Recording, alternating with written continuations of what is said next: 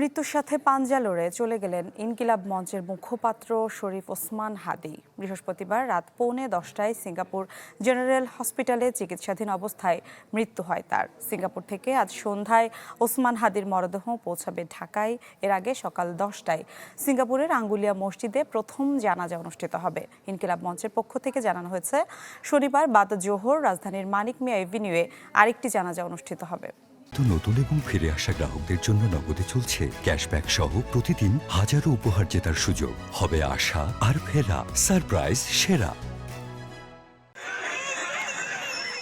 জীবন মৃত্যুর সন্ধিক্ষণে শেষ পর্যন্ত লড়ে যাচ্ছিলেন ইনকিলাব মঞ্চের মুখপাত্র শরীফ ওসমান হাদী। চরম সংকটাপন্ন অবস্থায় উন্নত চিকিৎসায় এয়ার অ্যাম্বুলেন্সে নেওয়া হয় সিঙ্গাপুর, কিন্তু সিঙ্গাপুর জেনারেল হসপিটালে চিকিৎসকদের সব চেষ্টা ব্যর্থ করে দিয়ে বৃহস্পতিবার রাত 10:45টার দিকে শেষ নিঃশ্বাস ত্যাগ করেন হাদী।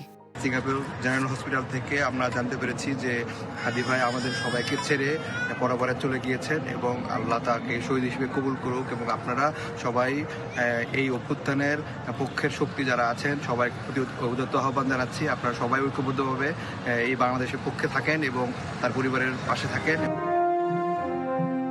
গত 12 ডিসেম্বর শুক্রবার জুম্মার নামাজের পর রাজধানীর পল্টন এলাকায় গুলিবিদ্ধ হন ওসমান হাদী। সেখান থেকে প্রথমে তাকে নিয়ে যাওয়া হয় ঢাকা মেডিকেল কলেজ হাসপাতালে। সেখানে জরুরি ভিত্তিতে তার একটি অস্ত্রোপচার করেন হাসপাতালের নিউরোসার্জারি বিভাগের চিকিৎসকরা।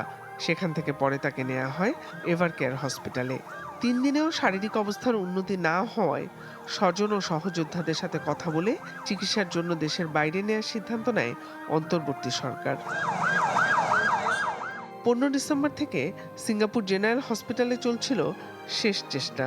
অ্যাক্সিডেন্ট এমার্জেন্সি বিভাগে তার চিকিৎসার ব্যবস্থা করা হয়, কিন্তু কোনো চেষ্টাই সুফল মেলে না। শেষ পর্যন্ত মৃত্যুকে আলিঙ্গন করে পৃথিবীর মায়া ত্যাগ করেন মৃত্যুঞ্জয়ী শরীফ ওসমান হাদী। জিনিয়া কবির সূচনা, চ্যানেল 24, ঢাকা।